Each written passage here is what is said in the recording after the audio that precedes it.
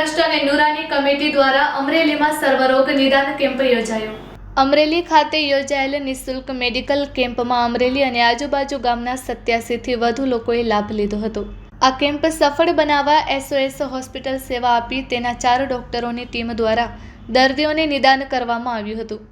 નુરાની માનવ સેવા ટ્રસ્ટ અને નુરાની કમિટી કાર્યકર્તા હાજરી આપવામાં આવી હતી, જેમાં અમરેલીના મુસ્લિમ સમાજના આગેવાનો મહેબૂબ બાપુ કાદરી, બોબીભાઈ રહીસ, હાજી યુનુસભાઈ દેડીવાલા તેમજ સરફરાઝભાઈ દલે હાજરી આપી હતી।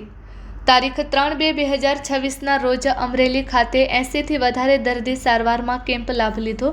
આ કાર્યક્રમને સફળ બનાવવા જહેમત ઉઠાવી સાજિદભાઈ ઓઠા, અયુબભાઈ રઈશ, રફીકભાઈ સૈયદ, તંજીત ચૌહાણ, અકરમભાઈ મલેક, મુન્નાખાનભાઈ એમ્બ્યુલન્સ તેમજ અફઝલભાઈ કાજી તથા ડોક્ટરોને સહયોગીનો નુરાની માનવ સેવા ચેરિટેબલ ટ્રસ્ટ દ્વારા આભાર વ્યક્ત કરે છે।